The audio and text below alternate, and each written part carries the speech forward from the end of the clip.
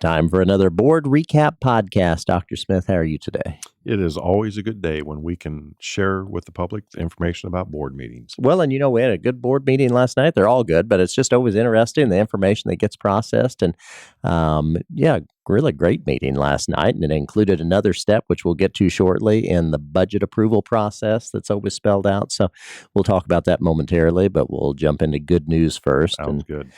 I know with good news last night, something near and dear to your heart. We showed a video we put together that was really in honor of last week's 10th anniversary of the dedication of what was then the new stadium at the new North High School as Chuck Bundren Stadium. It was also dedicated as Chuck Bundren Day by the mayor at that time. And what a special individual. You want to just say something about him? Yeah, and that video and the communications department did a great job of putting that video together, but that is actually on our EVSC Facebook page. So I would encourage listeners to click on that and watch. Chuck and Diane Bundren, just phenomenal people. And I've said this many times. I hope everybody is as fortunate in their lifetime to get to meet someone like Chuck Bundren as I was. He is individuals. He is like an individual that you would read about, but rarely, if ever, see in real person, but had an incredibly deep faith in God, was just a titan in the seafood industry, literally changed how the seafood industry operates in terms of harvesting and processing, internationally renowned, a man that truly was good to his word.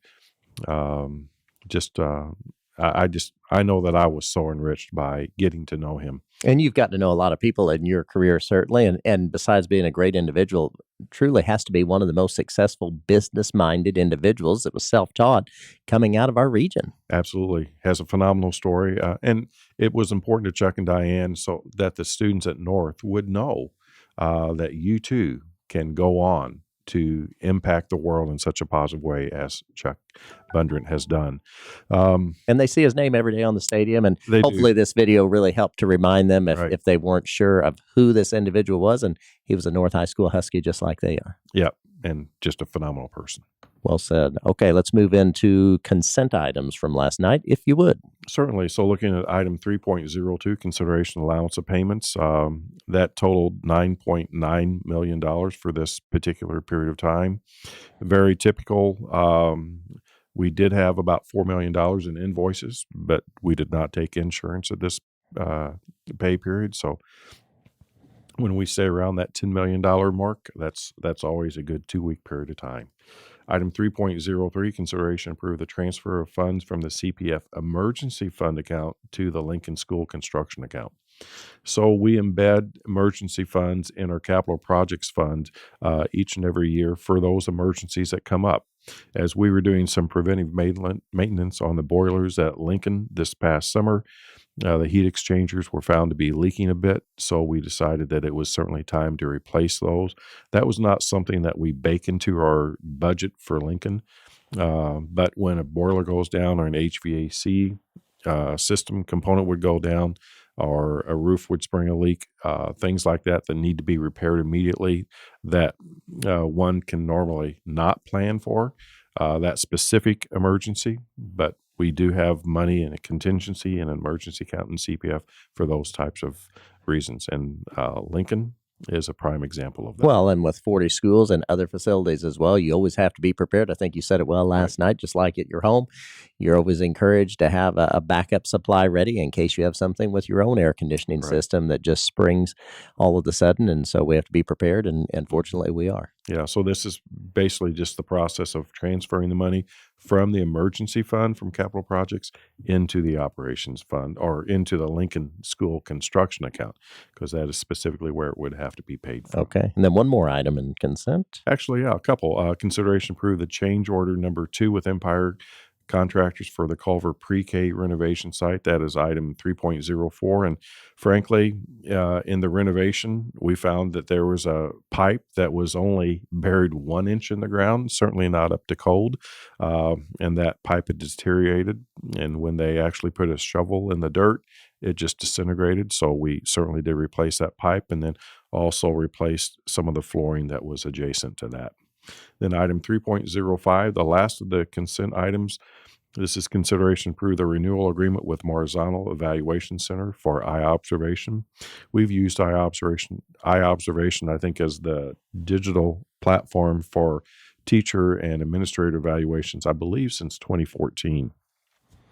It is a requirement that we evaluate all certified staff annually, and then those results are uploaded to the state. So this is really part of that compliance piece to enable us, I should say, in order to live up to the standard of that law. And as you can imagine, you have to have a tool in place to conduct all of those evaluations, and that's what this does. So takes us to personnel. And as I say at every podcast recap, those personnel recommendations are there for your perusal, and we would encourage you to click on that to see the changes in personnel. So then that takes us, Dr. Smith, to last night's action items. And really, if you could just summarize where we were in the budget approval process last night with what was known as the public hearing. Certainly. So all of the steps in the budget approval process are outlined in state statute. So this was the part of the process that is the public hearing component. So the public hearing for the actual budget, 2023 budget, as well as the capital projects plan, as well as a 5-year bus replacement plan. In public hearing, meaning people had an opportunity, if they wish, to come up and speak to the board about specifically the budget. Yes, and we did have one member of the public that came before the board to speak about a line item, and we appreciate the public's interest in our budget. Absolutely. And then that takes us to last night's info item, which was a Board of Trustees policy review, which you'll hear us talk about frequently. But if you would just recap why we're doing this, Dr. Smith, I think that's interesting. Certainly. So one of the primary functions of the board is to enact policies and to make certain the policies that they have enacted are carried out. So this is part of an ongoing review of the board's policies, and up for review now are section 0130, the functions of the board, as well as 0140, the membership.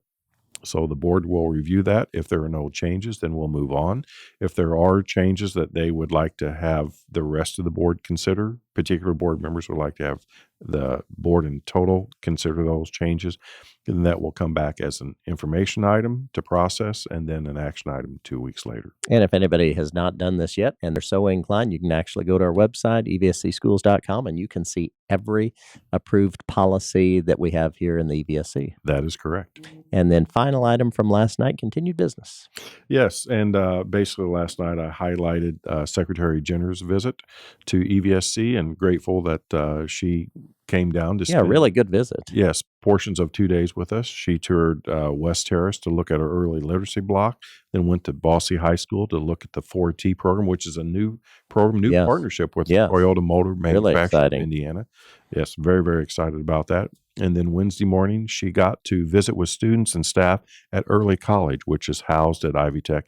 Phenomenal program that we have for our students in EVSC. And really nice to hear her kind words. She visits schools across the state. That's what she does for her job. And to hear her remark about what she's seen in EVSC, I know has to make you feel good. Yes, and I would want to extend to all of our teachers and our staff her compliments for the outstanding work that they do. She was very complimentary. Okay, thank you. Well, pretty tight agenda last night. That takes us through last night's board recap, and we appreciate you taking the time to go through it with us. Always a pleasure. Thank you.